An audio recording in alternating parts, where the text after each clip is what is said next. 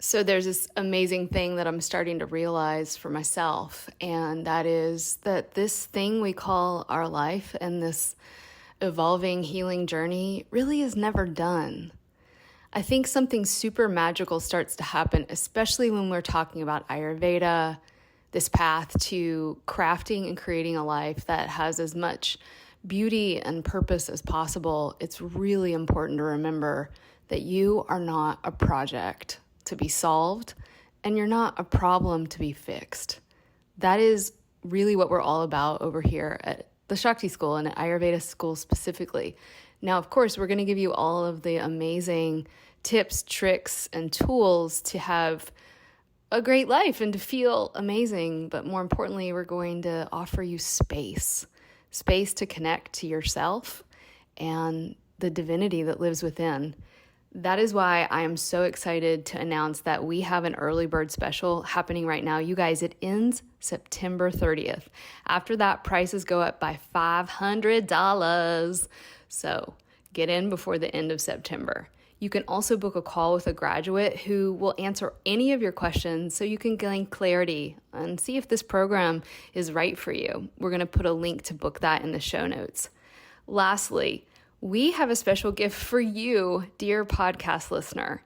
The best way we can reach new listeners is through you. And so if you love this podcast, please rate and review the podcast on Apple Podcasts and take a screenshot of your review. And guess what? If you send it to info@theshaktischool.com, when we get that screenshot review, we will send you a special gift.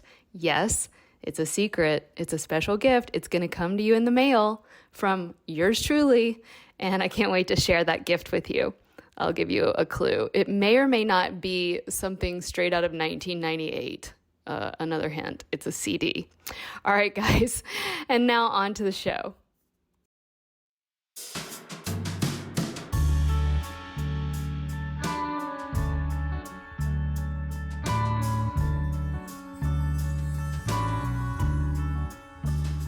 Welcome to the Spirit Sessions podcast. I'm your guide, Katie Silcox, bringing you your weekly self-love soundbite. Join us, where I'll help you find your true spiritual home, where every single aspect of you is holy ground, holy ground, holy ground, holy ground.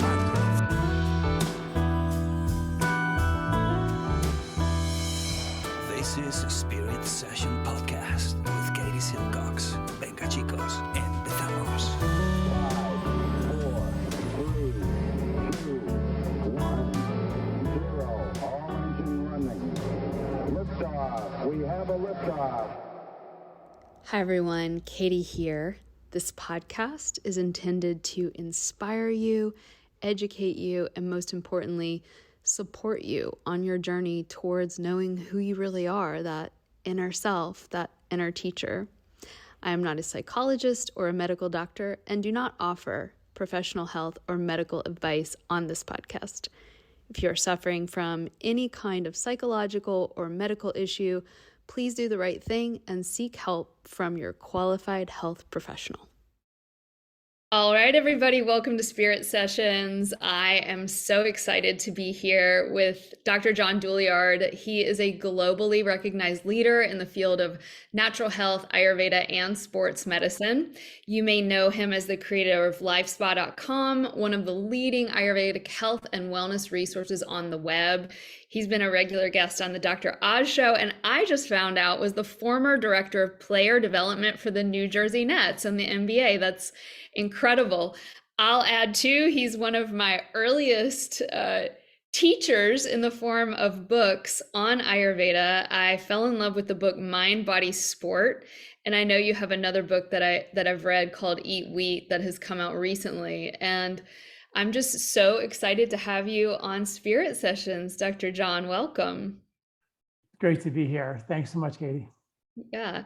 So I feel like you and I have infinite hours of conversation on Ayurveda, but today we're going to focus specifically on conscious aging and the Ayurvedic approach to aging, maybe a little bit of the science around that. And I'm hopefully going to ask you some things about your conscious aging routine, because I'm not sure your age, but you have a tejas, a glow to you that is enviable. So, what is conscious aging to you?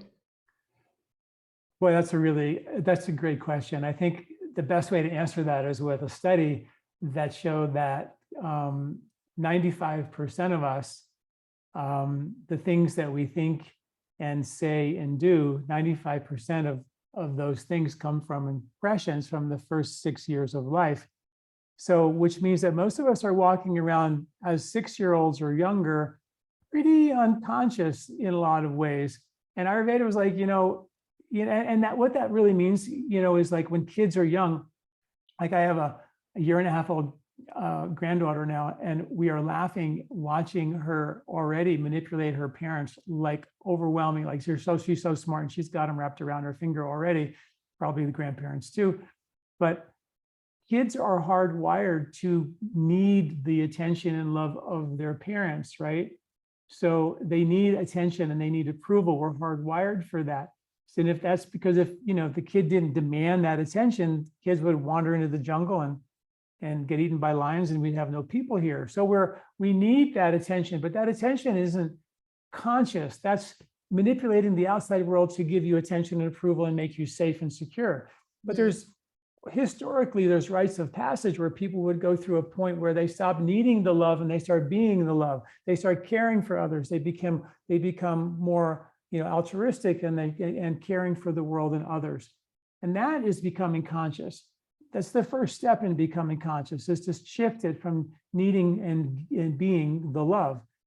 And then Ayurveda says that this human body is really hardwired to experience subtle energy in ways that no instruments can. And from the Ayurvedic perspective, not to get too far out there, but the idea is that we have this body, which physical body, it's gonna die, it's gonna age, it's gonna get old. We can do a lot to protect it, and I talk a lot about that, and we'll talk hopefully about that.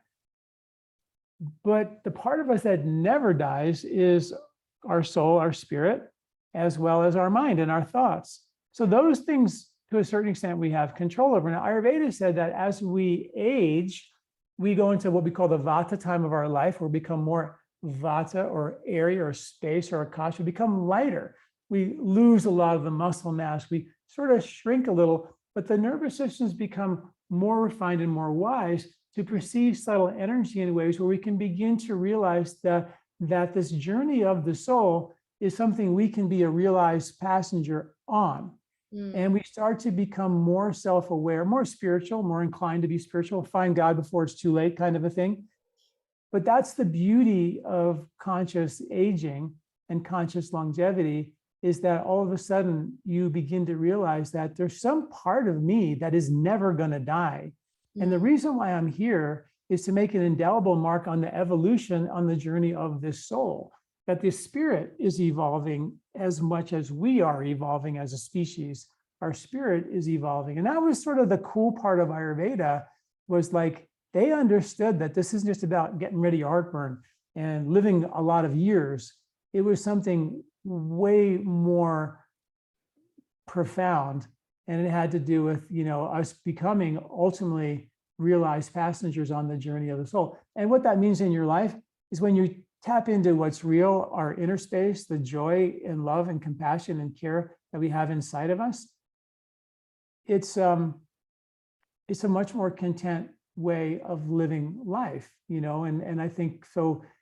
You're happier, you take the wisdom of a life and you begin to employ it in your life and start to really become conscious. And the cool thing about that is there's no limit to how much we can grow spiritually.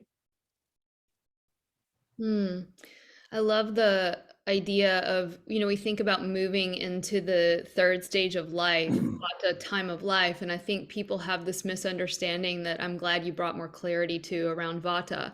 Like, ooh, who wants to be dry and brittle and like shrinking and drying? And I think it's reflective of our culture's disassociation from death in general, but also this misunderstanding of the true boons of vata, which is the life-giving aspect, or prana, of tuning our capacity to more subtle energy and soul.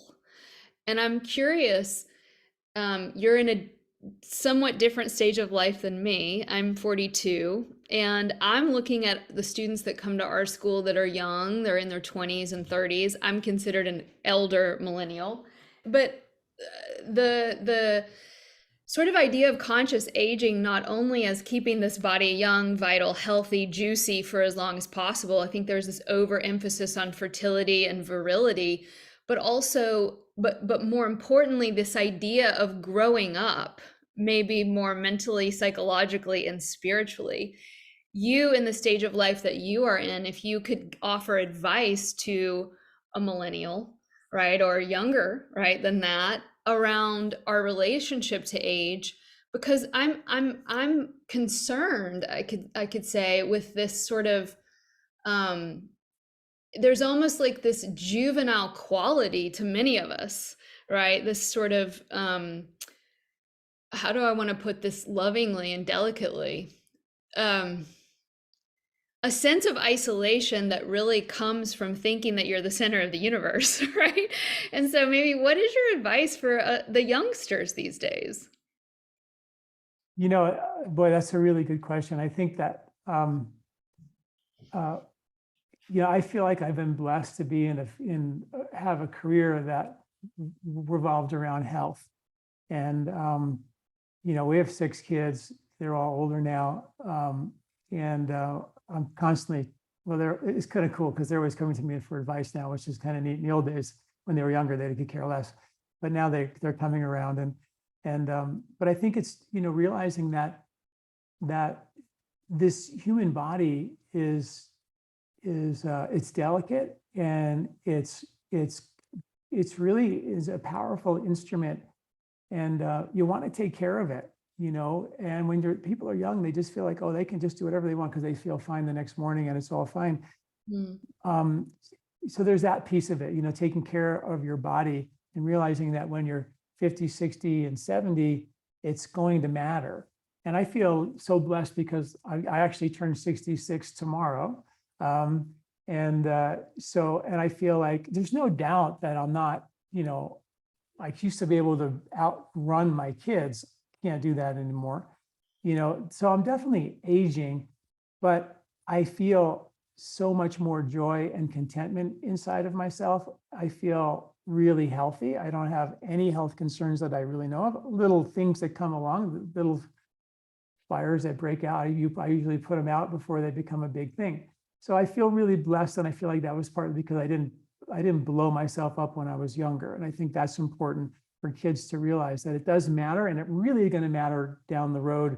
It sort of doesn't seem like it matters now. The other piece of the puzzle, I think is realizing as early as you possibly can that the world doesn't revolve around you. I was young and selfish, and the world revolved around my life.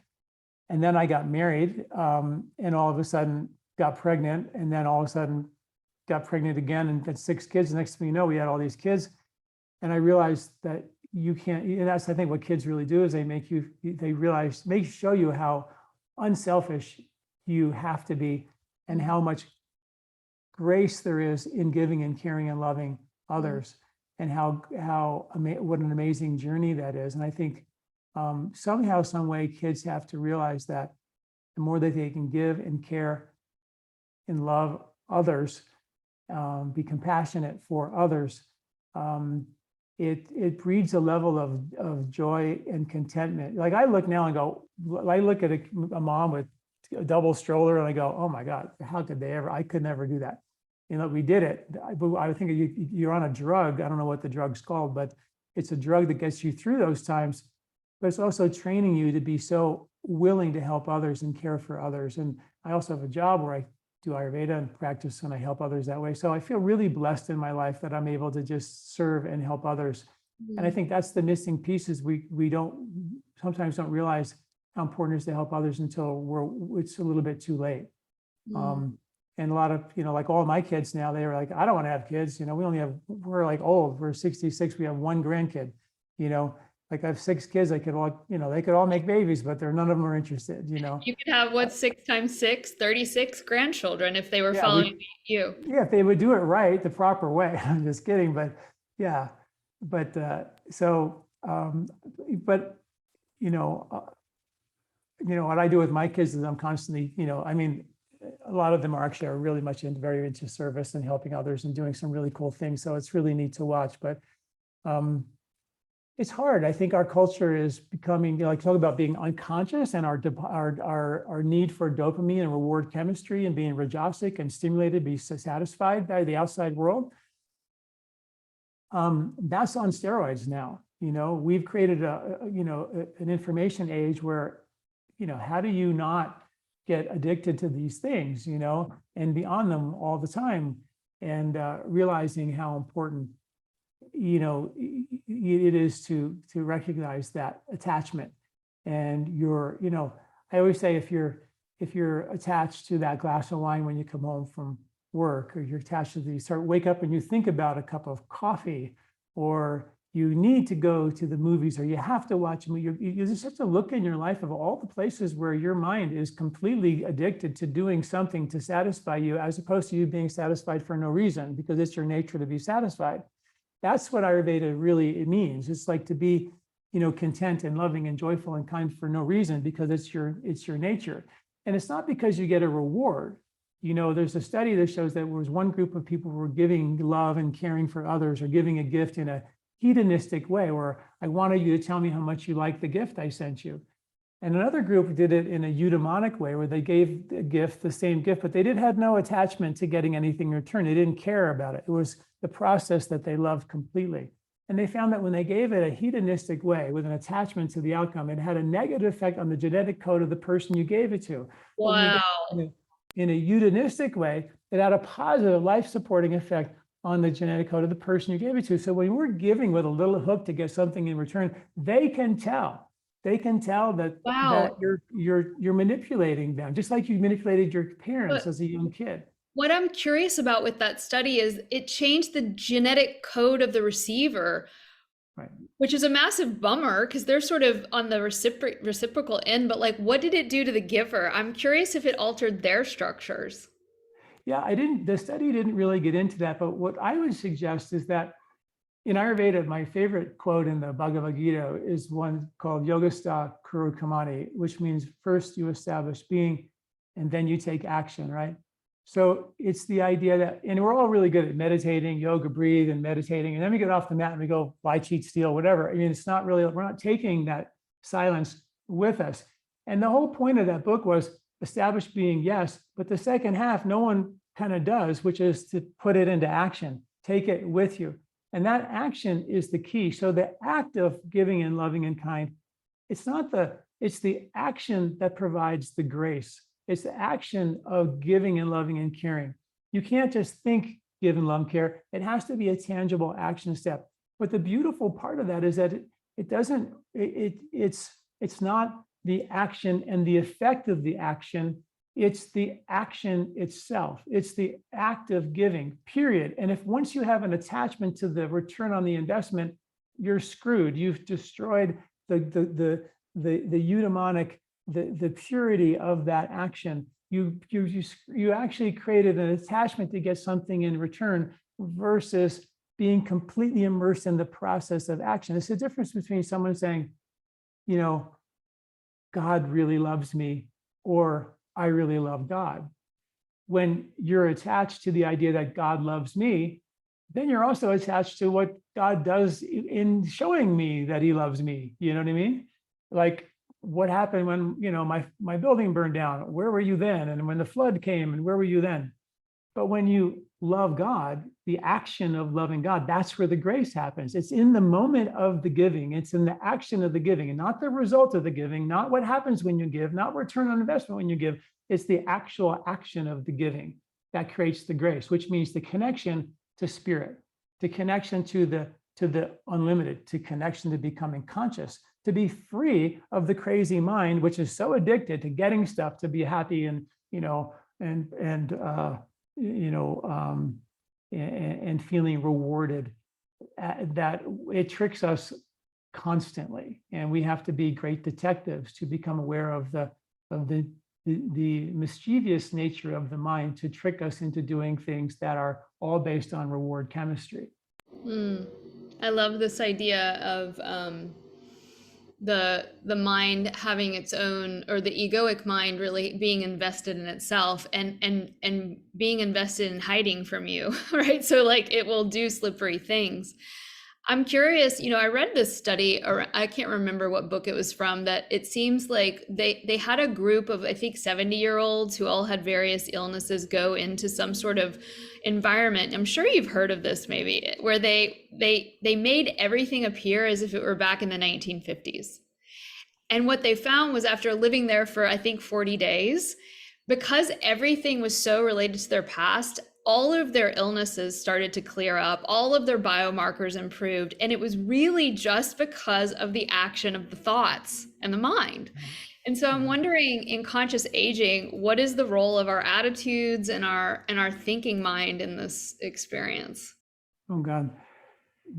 I've written on so many articles, particularly on that, just that, they've done studies where when people when they're given money and they give to other people, and how it changes their life. They're happier when they give and care for others. Their health indexes get better.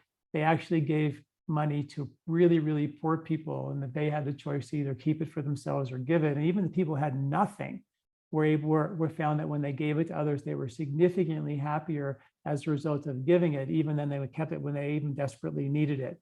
Being a sattvic, loving and joyful and kind, it does a handful of things. Number one, it literally changes your microbiome. So the bugs feel everything. If I took a can of yogurt and I yelled and screamed at it, the bugs in the yogurt would morph based on my anger.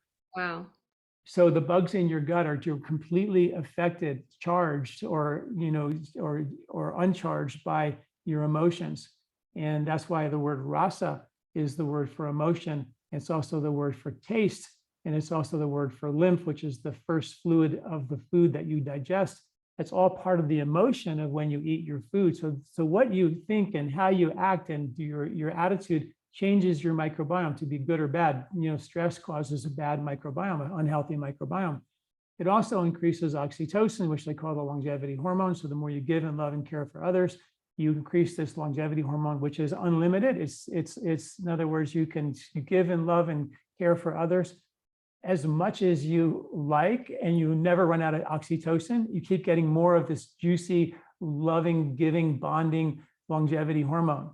Where dopamine, the reward chemistry, the more you stimulate the reward, the more of a stimulant you need. So we keep needing more coffee, or a more violent movie, or more stuff, or a bigger car, or whatever it was.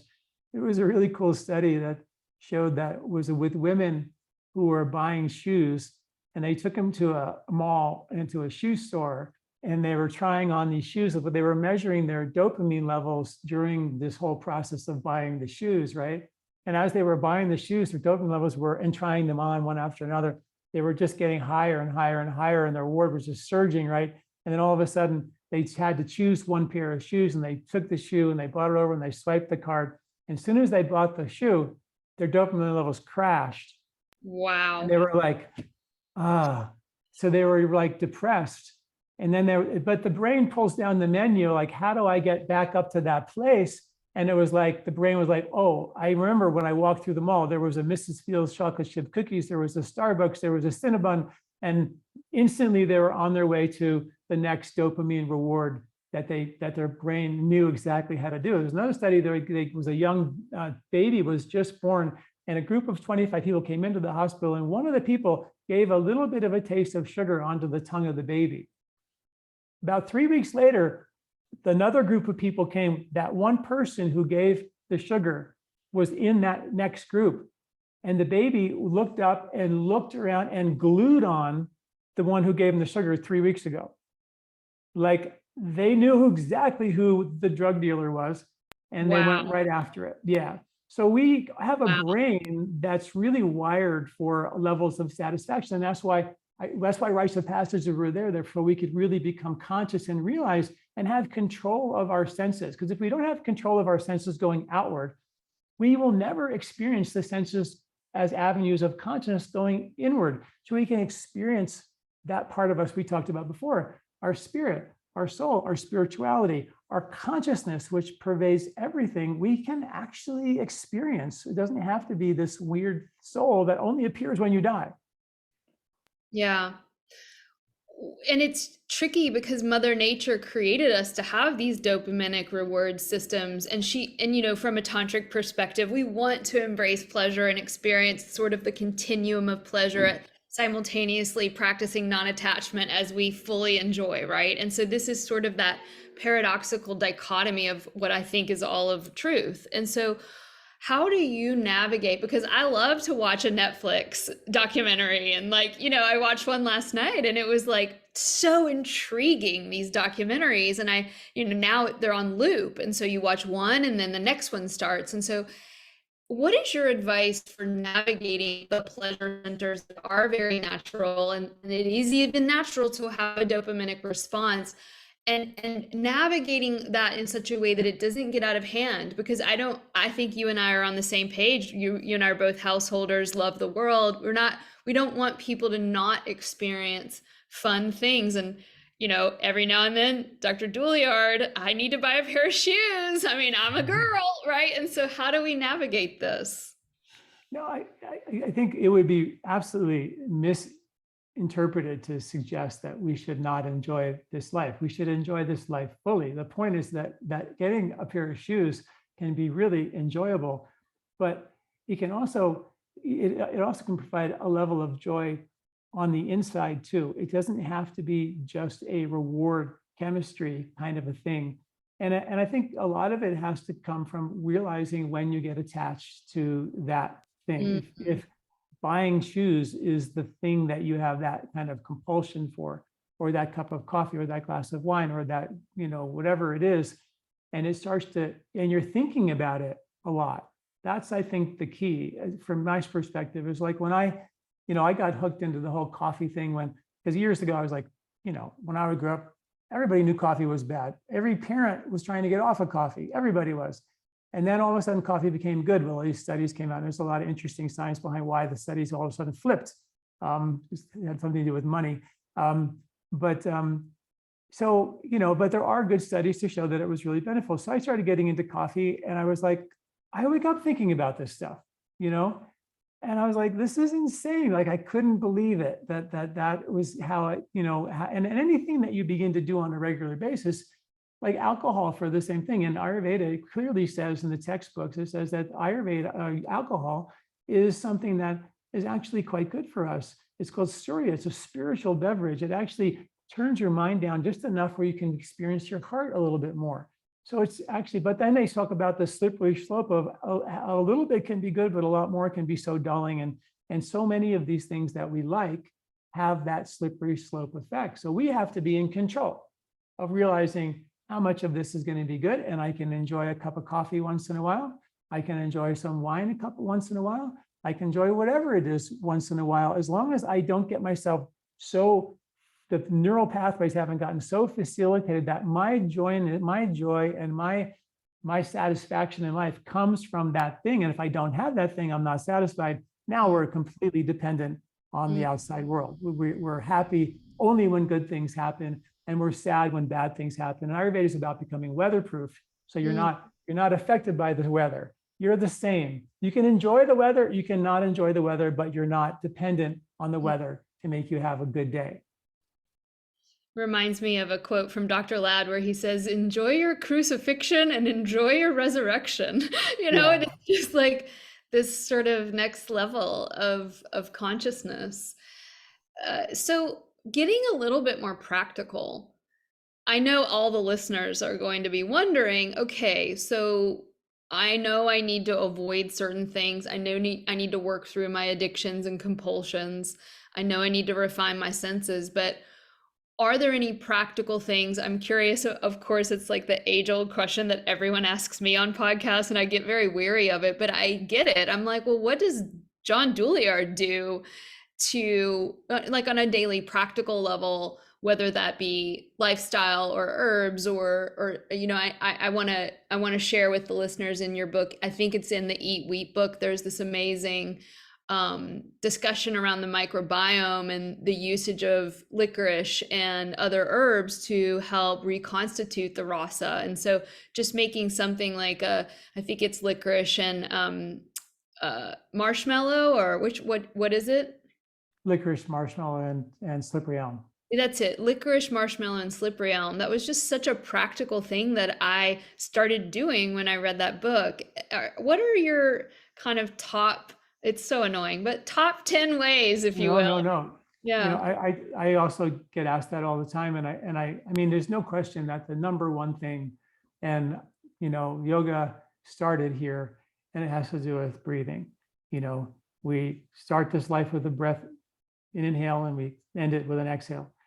So how you breathe really matters. And a study came out about 6 weeks ago that showed that 91% of athletes don't have a diaphragm relaxing and contracting fully. So most of us don't breathe anywhere near the capacity that we should. And what breathing can do, the diaphragm, is so amazing. It's such an amazing muscle. It's the muscle of immortality in my mind. It's the muscle of spirituality. It's the muscle of health and longevity. It's the number one muscle that pumps your entire lymphatic system. So people walk around with big extra weight around their belly. That's all because they're not breathing properly. And the breathing has everything to do with how you digest your food. Studies show by doing just a breathing technique that focuses on breathing in, strengthening the muscles of inspiration, which is your diaphragm, was shown to reverse heartburn, GERD, reflux, high blood pressure. It's been used. They found that when women have breast cancer, most of them have significantly more congestion of the anterior diaphragmatic lymph nodes. It's the number one pump of the lymph in the brain. We dump 3 pounds of plaque out of our head every year while we sleep at night. You don't sleep good, you don't drain well. So we end up building up a lot of toxicity in our brain that affects how we think and our mood and energy and vitality and our immune response and so many things. But the diaphragm is the pump of that cerebral spinal fluid. So we don't realize how important that breathing muscle is. And most of us breathe really shallow because the rib cage, all it wants to do is squeeze down and contract our rib cage, and it forces us to breathe very shallow. When we breathe very shallow, we do something called over-breathing oxygen, and which means that we're breathing in little tiny shallow breaths, breathing in more oxygen than we can use. One study showed 75% of the oxygen people are breathing in, they literally breathe the oxygen back out unused. And when we over-breathe like that, we blow off a lot of CO2, and CO2 levels become low and oxygen becomes high. And that's the perfect storm for anxiety, which is why when you have a panic attack, they give you a bag over your mouth and you rebreathe your CO2 and brings it up and you get rid of your anxiety. So bringing your breathing back into balance with having full diaphragmatic contraction, which will allow the air to go all the way in, takes time, and all the way out, that allows CO2 levels to begin to come back into balance, and not only balance your mood and your energy, but CO2, when it rises, is also the trigger to release the oxygen from your blood into your tissues. So it hyperoxygenates your tissues. And most of these people walk around shallow breathing, low CO2, high oxygen, anxious. The bond between the oxygen and the hemoglobin in their blood is so tight that the tissues are hypoxic, and we're at the risk of mutagenic stem cells that take advantage of a low oxygen environment in your cells and your muscles in your brain. But when you learn how to hold your breath, this is what Ayurveda called pranayama. Prana means breath, ayam means to hold or control or extend the breath. And when you extend the breath, CO2 levels begin to rise. And all of a sudden, boom, all the oxygen goes into your brain, into your muscles and your tissues. And the research on that is something called intermittent hypoxia, which has been shown to increase stem cell activation, increase the Nobel Prize winning panacea nitric oxide molecule. It's been shown to increase EPO, which Lance Armstrong got busted for injecting. You make yourself if you just hold your breath comfortably and with control and all that. There's transcription factors that protect your genetic code from expressing negative traits. The list of the research is unbelievable, just from the original concept of kumbhak, or breath retention, from Ayurveda. And I think and when you look at free divers who dive in the ocean under the water, which I would think is pretty scary and anxiety provoking, they hold their breath for 25 minutes. That's the record. That's just a crazy thing. But we have a receptor in our brainstem that is reactive to carbon dioxide. And we have become, because we overbreathe and shallow breathe into the fight or flight upper chest receptors, we become so hypersensitive to the littlest bit of carbon dioxide that we take another breath way prematurely, and we end up overbreathing, shallow breathing, and more we shallow breathe, the less the diaphragm contracts, and the tighter and tighter your rib cage becomes. And that's the beginning of the aging process. And you can reverse that just by doing some deep breathing. One I can show you now, it's called pratiloma, one of my favorites. And it's a breathing technique that's used in hospitals under the name inspiratory muscle training. It's approved for COVID, heart failure, lung failure, heartburn, high blood pressure, and a host of other things. Hard science behind reversing those conditions just by breathing. They don't tell you that when you go to the doctor for your heartburn to do this breathing technique, but there's about 10, 15 different studies that show that it'll actually reverse that, and your high blood pressure for that matter. And all you really do is you just force your diaphragm to fully contract. And one way to do that is to take a maximal breath in. And one way to make it work a little harder from the Ayurvedic perspective is to pinch your nostrils and create some resistance. So you pinch your nostrils, and then you take a full inhalation, which would include your belly, then your chest, then your upper chest, and then you squeeze. So if you all would sit up and just do that for a sec, and just take a belly breath, and then breathe in belly, chest, upper chest, squeeze, and then let it out. So you're using the whole breathing apparatus. So it's belly, chest, upper chest, squeeze. And as you go all the way in, you should feel underneath your rib cage, your diaphragm contracting. You can literally feel your diaphragm. And most people have never felt their diaphragm. Wait, can I ask a clarifying question? So when I'm doing sort of a 3-part yogic breath, am I squeezing the nostrils to create a little bit of pressure as I'm breathing in? Is that resistance? Yes. So you're gonna, by creating that, by pinching off your nostrils about 70 to 80%, your diaphragm is gonna have to work extra hard. It's like putting a weight on your biceps and saying, okay, now you're gonna pump some iron, and you're gonna really make it work harder. And is there a retention at the top? No. So that breath you take all the way in, and then you let it all the way out. And then you usually do about 10 of those, and you can work over time up to like 30. But after your last exhale, whether it be 10, 20, or 30, you'd breathe out, and then you would hold your breath, and breathe out and hold your breath. 5 seconds, 10 seconds, whatever it is. And then as soon as you have the urge to breathe, you go into another round of 10. But you did it 30. You did the inhale quite quickly. It is quickly. Well, in the beginning, it's sort of like, it's like a Bastrika where it's sort of quick, but once you get used to using your belly, chest, upper chest squeeze, it can happen fairly quickly. Interesting. So it's a rhythmical, like a wave that goes up, and then you squeeze it and let it out. And this is like weightlifting for your diaphragm, essentially. You would never do weightlifting all day long, but going to the gym for 30 minutes or an hour, it's sort of, because I get that question often with breath work, do I want to activate the sympathetic nervous system or the parasympathetic? And the answer is yes, right? I think there's this tendency among some to like poo-poo the kumbhakas and the bhastrikas and the kapalabhati, but there's essentially sort of weight training for the whole nervous system. Is that your understanding of it? Because they're drastically different experiences depending on which of those nervous systems you activate. Yeah, it's a really great question. And I think you do want to activate both, but mostly parasympathetic. And when you do this through the nose, you're activating parasympathetic, because we published a study years ago on nose versus mouth breathing, and it completely changed the parasympathetic dominance. Matter of fact, during mouth breathing exercise, the sympathetic went to 100% and parasympathetic went to 0. During the same nose breathing exercise, the two opposite nervous systems coexisted. So that's the eye of the storm and the winds together, the coexistence of opposites. According to your research, you could be doing something like a Kapalabhati, but because it's nose focused or only nose, you could still be in the parasympathetic? Some of the research on the like Kapalabhati and Bhastrika has been shown to activate sympathetic first, and then you go into a powerful wave of parasympathetic after that. So you get during, you get sympathetic, and you get after. But when you actually do something like this, which is really focused on maximizing diaphragmatic function and then letting it out, it's not really like a Bastrika, forceful hyperventilation kind of thing. It's not really that at all. You're just taking that diaphragm into full contraction. And that is sort of just like deep nose breathing. We haven't done the studies on whether that would, what that would do, but my guess is it would be a whole lot less sympathetic. And that's where like someone like Wim Hof, really, really great, but you're training your body to be responsive to stress. So you're training a stress response. It's a sympathetic dominant exercise. It works, it's phenomenal.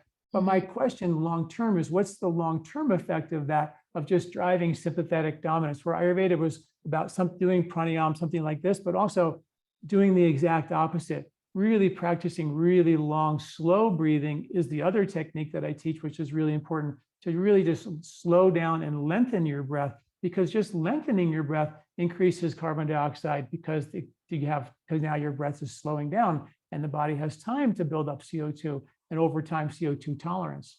And would you mind walking us through? I'm curious about your more parasympathetic breath lengthening. How do you specifically approach that? One of my favorite ways is to either do it with a alternate nostril breathing or ujjayi, and just breathing a 4 to 8 count on the inhale, then a 4 to 8 count on the inhale hold, and then a 4 to 8 count on the exhale, and then a 4 to 8 count exhale hold, and start out with a box breathing and just get comfortable with doing something like that. And then over time, start to extend your exhale, start to get more comfortable lengthening the exhale, because that's what actually will build your CO2 tolerance. So the exhale a little longer eventually than the inhale. That makes sense. And the exhale hold will be a little bit longer. So you take the inhale and then take that exhale, and then you could do the exhale longer and the hold is longer. And that's when when you can do that, you can you get to your breath holds become longer naturally, which and means then you're samadhi. Yeah. Next stop, samadhi. But the reason why I love breath work first, because this is the one that sets your nervous system up to either be stressed out or calm. It has physiological functions that will keep you young and healthy. And if there was one thing that you would want to do, and I've been teaching breath work since I came back from India in 1986, and nobody did it, And I used to say, this is like the most powerful thing that I teach, but nobody does it. And the reason is because the rib cage has got natural elastic recoil. It always wants to squeeze down. So forcing it to open is like work. Yeah. And we don't want to do it. So what I always tell people is just start out with, don't think you're going to do a 20-minute breath work exercise. Start out with just doing 3 breaths. You say, I'm just going to do 3 breaths. And then that 3 breaths will give you a little more energy to do another one and another one. And you link them together. And that's the way you have to get over the hump of rib cage rigidity. And that rib cage should not be a cage. It should be 12 levers massaging your heart and your lungs, pumping your lymphatic system, and pumping your prana into your brain. And that's what creates the higher vibration, the higher states of consciousness, so we can start to function above the emotional fray. Our mind wants to hook us into thinking about the emotion and being emotional and going up and down with the weather and the good and the bad things. But at a higher level of vibration, it's like, yeah, I see those emotions. I can get angry too, but I'm not an angry person. I have the experience of anger. It's a big difference. I think this brings us into, it's not specifically related to conscious aging, but it is. And that is, when I do pranayama, and the way it was taught to me in the tantric tradition is, one of the things that pranayama does, it's not just these physiological benefits. Those are almost side effects. It's a direct interfacing with the way that the rib cage has contracted and is holding these ancient pathways of pattern that are emotional.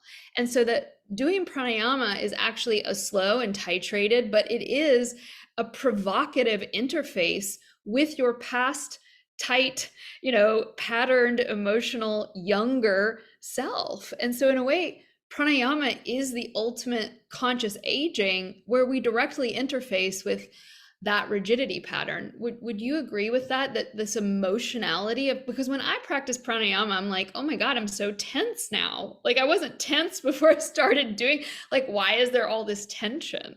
And I'm curious what you think about that. Well, the interesting thing is that Ayurveda says that we feel the stress in our heart and our sadhaka. that stress is carried to our brain through pranavata, the prana, and it's etched into the tarpaka kapha, into the waxy myelin sheaths of the white matter of our brain, literally scribed into it, stress. And we hold that memory. So if you went into a cave when you were 10 years old and the bear chased you out, you could be 99 years old and you would recognize that cave and never go back, right? So it's a survival thing.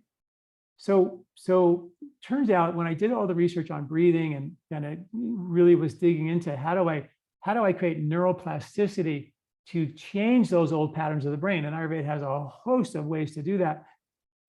Breathing, every one of the breathing techniques increased neuroplasticity.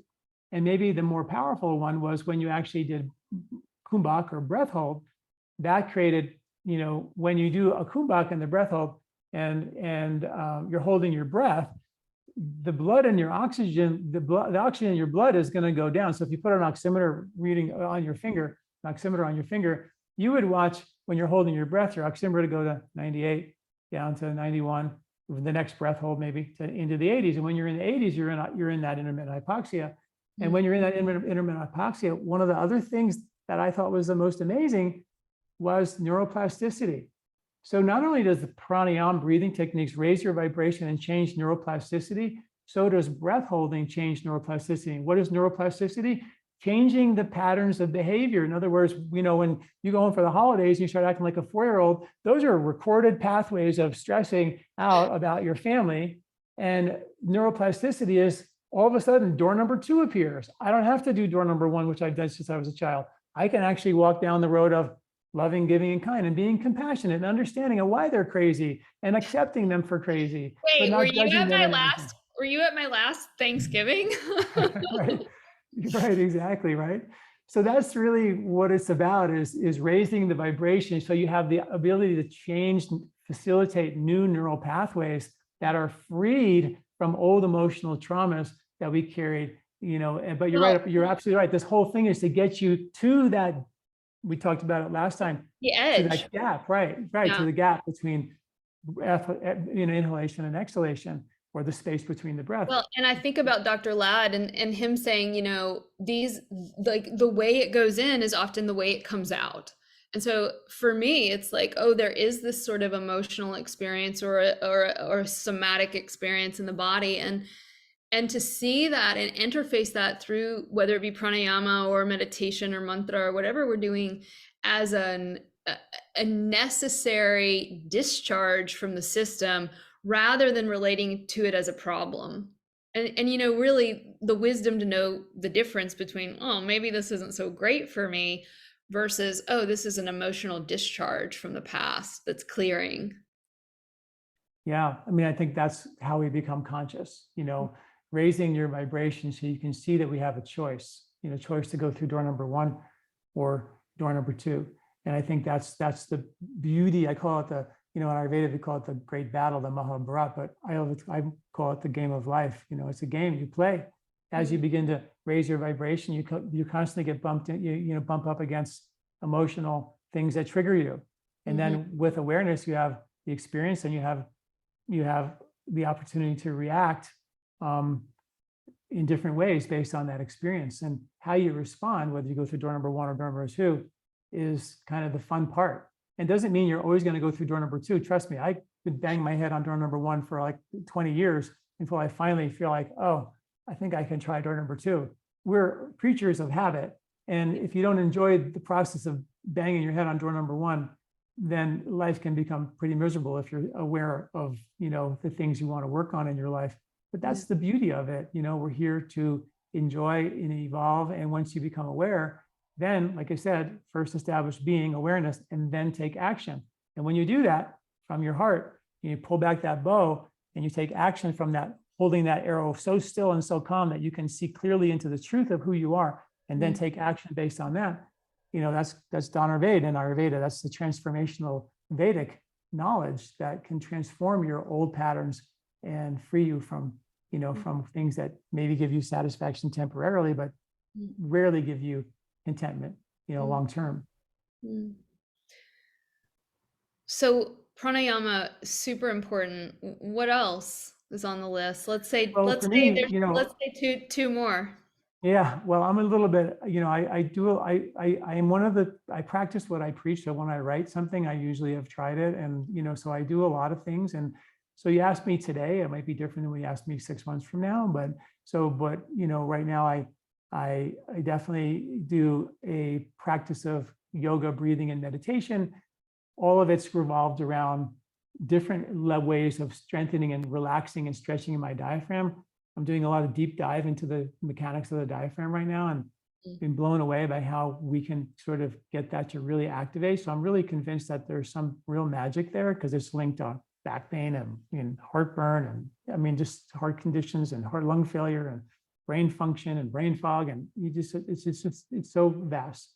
So I do that, and I always do that. And I've always done some version of that, but that keeps evolving. I exercise. My favorite exercise is it's a concept to ski erg, where you just pull these little pulleys down, but it's on like a fan kind of thing. And I do all types of range of motion exercises. So I do this thing, and I do it, telling you all my secrets, but I do it in front of a red light. So I get red and infrared light therapy, because 90% of the people in America are deficient in infrared light. And infrared light activates mitochondria in your cells to reverse aging. So I do that. I take crazy amounts of herbs that I research and prescribe to my patients.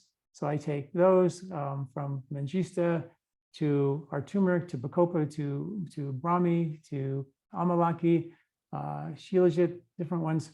Oh, and by the way, I was researching you before the call, and I'm going to put a link to 2 of your LifeSpa website links, because there's a beautiful list of these products, and people can go and read more about those herbs.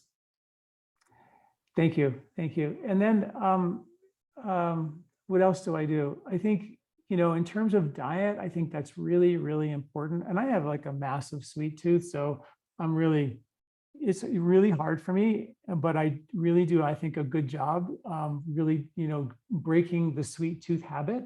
I've done a massive job of doing that, but I still have my moments, you know what I mean?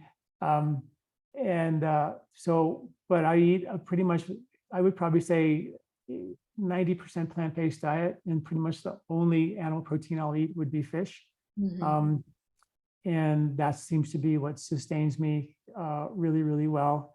And I think the other piece is there's a great saying by, I think I mentioned this last time, from this author from the 1900s called Henry James. And he said, the 3 most important things in life is to be kind, and be kind. And I was like, whoa. And then Mr. Rogers grabbed onto that, and he taught all these kids that, which is kind of cool. But, when you think about being kind, one thing, yeah, I can be kind, right? I mean, it should be kind. It's nice to be kind. It's a good thing. But then to be kind again means like, okay, wait a minute, I'm going to be kind. I already did to be kind. Now I got to be kind again. Now I'm being kind when I don't really want to be kind.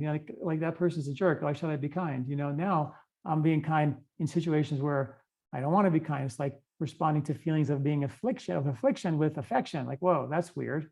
And then the third be kind is like off the charts. Now I'm a doormat. I'm just being kind. Everybody can just walk over me. But the doormat be kind is like, whoa, that level of being so weatherproofed that you are so, and this is like the goal, right? Is to be so filled with love and joy that no one has the power to take that away from you. No one has that power. And it's the opposite of it's actually the opposite of a doormat. Yeah, totally. But it initially appears like I can't be nice to the person who's mean to me. And of course, there's a lot of situations which become very complicated, when people are abusive and things like that. And there's a whole nother level of discussion, but it doesn't mean, letting yourself in any way be unsafe or vulnerable to someone who's aggressive or, has bad intentions. But there's something inside of you that we always can have access to, and in Ayurveda, the Vijnanamaya kosha, is the discernment sheath, right? That's the sheath that is like the lotus petals, it can open and close.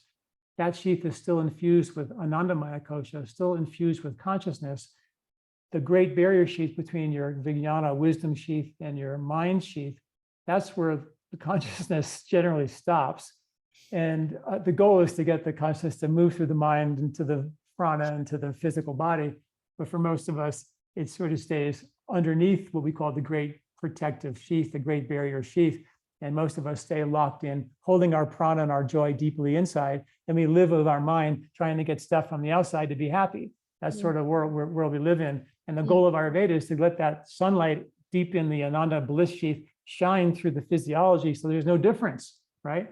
And restore the memory of your truth, your consciousness into every cell of your body, which means that truth and consciousness can be there in every experience. Doesn't mean that you let people do bad things to you. But you know, most people who go through that, they find a lot of relief when they let go of the anger and they let go of that. That's what we have to kind of do. And there's ways to do that Ayurvedically that were pretty profound and that I think are really important. Breath work is one of those for sure. It was one of these early yoga yogis that was, I think it was like a Doug Swenson, who I heard at a Yoga Journal conference say, if you want to do pranayama better, you need to forgive anyone that you've thrown out of your heart.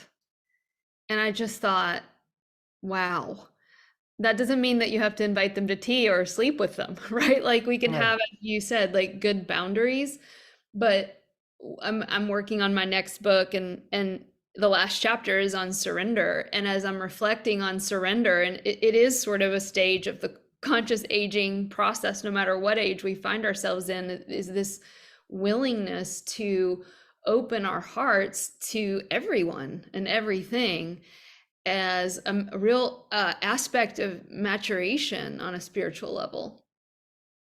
Yeah, that's why when I read that quote from the Henry James, be kind. Three most important things in your life is be kind. Okay, that's cool. And then he goes, be kind, be kind. I'm like, whoa, that wasn't just, he didn't just write that. Right. He didn't just like throw out three kinds for the heck of it. There was some real deep thinking. He was a really famous author way back in the day, philosopher. So there's really something to it. And I do think that when we give and love and care for others, like I said, I didn't even finish the story. I mean, we talked about dopamine being released, oxytocin being produced, dopamine being decreased, the microbiome changing. It changes your genetic code, lengthens your telomeres just by the actions of being calm, being kind, the actions of being sattvic, what Ayurveda calls, being willing to let something very delicate and vulnerable inside, let those delicate petals of your flower open and let something really authentic out without feeling, that you need something in return, or you feel courageous enough to let that delicate part out. That's the game of life, right? That's what it's really all about. How do I let something, everybody knows they have something really deep inside of them that they're special. And there's something special in there, but I just don't let it out and nobody knows about it. That's what this whole thing's about, is how do I let the petals of my flower open and feel safe enough to do that, and not let my mind jump in and go, okay, now they all love you and you're going to be great, like that's or they all hate you and you should run under and hide in a cave, and I think this important distinction that you've made, that this is not the same as giving from a place of codependency, and those are very different energetic states. Because I work with, our school is primarily, well, it's only women. And so one of the things that we see is just this constant sense of overgiving, and that it's a real sort of spiritual practice for many women to say no, right? Not adding more to their to-do list or their calendars. And this isn't what we're talking about, right? Like this differentiation between a gift from the heart, from a cup that's overflowing, versus a wound pattern where we feel that the only way we get love is through this sort of overgiving, or giving with the expectation, right, of being cared for. Yeah, it's so true. I think it's a habit that we all need to, number one, become aware of, and then take action steps to free ourselves from that, because it happens in so many insidious ways. Like we get approval in so many ways. We become so addicted to that approval and appreciation and love and care from others. And when the magic is just simply turning it inside out and taking baby steps to open the door and love fully. It doesn't have to be all at once, and there's armor and protective patterns, I call them fruit on the tree that ripen, not all at once, thank God, and there's fruit on that tree that you look up there and go, okay, I'm not going near that one for a long time. It's going to be a while, and that's okay. And the fruits that are ripe, some are going to fall to the ground too, and that's okay too. But there's going to be fruit that are ripe, and you're like, I'm ready to bite into this one and move through this fear and be fearless in this regard. And that'll give you the motivation to take the next step. And that's the game of life. That's what you play. And to me, without that in my life, I don't know, life would be sort of miserable. And I feel like that's the beauty of the gift that Ayurveda gave me, was to understand that journey of life that's very, very real. And I think if all of us did that, people would feel like, if I, was loving and kind to you, you would feel, because it would be a eudaimonic giving, and you would feel disarmed in a way, because you're feeling me, the true version of me. And that changes your genetic code. So on a deep, subtle level, you feel the difference with me trying to get something from you, or me just giving freely. And that allows you to feel safe enough in that experience to open the petals of your flower. And that allows me to, giving you that love or that attention from the full version of me. So now we have a level of communication that is based on heart to heart. It's true love. It's real. It's really real. So that's going to make me feel safer to go to the next person and open my heart fully and love them fully. And they'll feel safe enough to open up their heart. And they'll do the same to your children, to their children's friends. And it opens in it. I really feel like it's one heart at a time is how we really change the world, and breaking the cycle of needing and needing and needing everything to be satisfied. And then I have to be the first one to get it, or what if they run out of it, or all this crazy stuff that our mind plays, which we trample over people to get the new thing on sale at Walmart or whatever, it's just stuff like that. It's just unfortunate that our capitalistic society has played on our big vulnerability, which you said before, pleasure. We like pleasure. That little baby in the crib was like, I know I mean, give me that, bring that guy over here, like that's who we are. And Ayurveda was like, that's unconscious. Yeah. You got to be conscious. You got to be in control of those senses. And then you can free yourself and then raise your vibration and find a level of happiness that's so beyond that. Well, and I'm not saying that I'm anywhere near there. I love the journey, I'm not about the goal. I just love this journey, wherever you're at, it's all good. Yeah. And I think we're also highly manipulated, not only by our pleasure centers, but also our fear. And it's that classic sort of yogic or Buddhist dichotomy of running from the things that we're most afraid of and moving towards the things that are the most pleasurable, and that being able to really hold space for our fears. And I think it's Dr. Claudia Welch, she says our fears and seductions, and to walk that tightrope. It's the same with the love that you described before. As you were talking, I was thinking, well, what happens when you show up with, like, I don't know, this may be a part of my jiva, like my particular soul is like super open-hearted, and what happens when you show up with all your love and what feels like an innocence, and then the heart gets trampled on. We had Stephen Jenkinson on the show a few weeks ago, who said, a part of this is the willingness to be heartbroken, right? It's not just about giving love. And I had a vikalpa. For those of you that don't know that word, it's like this false belief system that I was operating from. And my false belief was, if I just show up with this big heart of mine and just shine it as best I can, the deal I had in the vikalpa with the universe is that nothing bad would ever happen to me. Nobody would ever criticize me, and nothing, shitty would ever happen. And that appears not to be the way reality works. And so I've had a wonderful experience of maturation around that old belief of like, no, but what are you going to do? I'm going to keep showing up with my big heart anyways. And so maybe this last question, it's a little personal, but hey, it's my podcast. What about those of us that are working through heartbreak?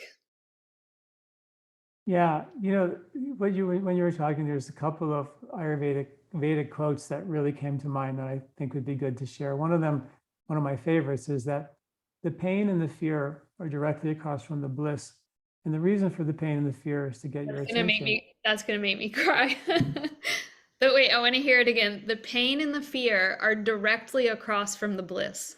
Right. And the reason for the pain and the fear is to get your attention. So you can go to the pain, through the pain, to the fear, through the fear, and access the joy, who you are, and let who you really are out.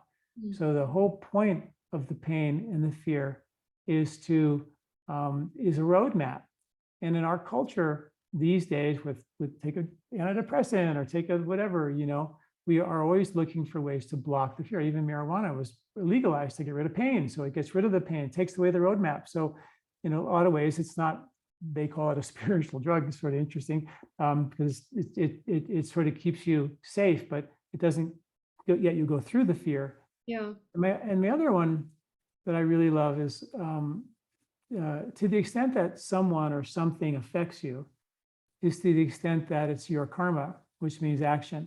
So to the extent that someone or someone affects you is the extent that it's your opportunity to take transformational action and free yourself from that pattern. So if you didn't have that negative experience, you wouldn't have anything to work on. So nature is just throwing mud on the wall. Hopefully something will stick to give you some fruit to bite on that's ripe. That would give you a transformational experience. Wow. The world is not going to be, if we go into that, the world's supposed to be wonderful and happy. Yeah, you're going to get rude awakening on that part. But the journey is filled with, the ups and the downs, and we have to over time learn how to handle the ups and the downs gracefully, without letting any of them define you, because you're not a happy version all the time, and you're not the sad version. Good things don't always happen, and bad things sometimes happen. It's just the nature of life, and we become weatherproofed in doing that. So I think that, like when I remember going through high school and I got dumped by my girlfriend dumped me for the quarterback of the football team. And, so it was like hurt, and my mom said, and I was like really depressed, and she said, just go to bed and you'll be fine in the morning. And I was like, wait, I need like, give me some, I wanted some emotional, and she was like, really did the right thing. And like, you're going to get through it, this too shall pass. And it was really great to learn how to handle the highs and the lows. You really have to learn how to handle them. Otherwise you're just walking through life, in a bubble wrapped, because you don't know how to experience the highs or the lows, which isn't really what this world's about, Well, I feel like I could talk to you forever. I would love to invite you into the Shakti school. You can teach on breath, you can teach on spirit, you can teach whatever you want. I mean this sincerely. I really feel like you're just a national treasure, a global treasure. And I know for me, like the things that I'm most passionate about sharing and teaching, it's because I've gone through that journey and researched, and I know it seems for you that it's coming from such a direct experience. And I just want to thank you for all of your life and for your dedication to Ayurveda, and for being suddenly such a new friend to me and a resource for me personally, but also for all of our listeners. I'm just so happy that we got to have you on our show. Well, thanks for inviting me. And I'd love to teach for your school. I think it'd be awesome. So, we can talk more about that. And it's been great. I think our 2 podcasts, if people don't know, you were on my podcast last week, or it's going to be posted soon. And I think we had 2 really cool discussions, quite different, but really, really quite good. Yeah, it was a cool synergy. So to close, Dr. John, what do you want to let people know about in terms of your work and your offerings? We're going to put the link to your website on our show notes, but anything special coming up for you? This November, I'm teaching a really big course with the Shift Network on some of these principles: longevity, conscious longevity, vitality, just, how to play the game of life better, Geez, I want to. And that's coming up soon. So that's going to be on my website at lifespa.com. And of course, we have our newsletter. We put out 3 articles and videos a week on ancient wisdom and modern science. So my whole thing is finding the science behind these ancient principles and bringing those together. And that's really what I think is so important is people feel when they have the science to prove it, because you can say anything on the web these days, but to actually back some of this ancient wisdom with modern science, I think really gives it a lot of credibility. Hopefully it gives Ayurveda more credibility, so it can be actually, because the knowledge is so precious, and hopefully more and more can share it. So people can sign up for our newsletter and get that. And of course, we have a store where I formulated a host of Ayurvedic herbs based on my experience with patients for the last almost 40 years now. So that's there too, the lifespa.com. And then there's the store there as well. Wonderful. Well, thank you so much. This was amazing. Thank you again. Yeah, my pleasure. A big special thanks to Kevin Carlisle of Goodbye Gemini, who wrote this beautiful podcast music, and to DJ Juan Pablo Jimenez in southern Spain for mixing it and making it magic.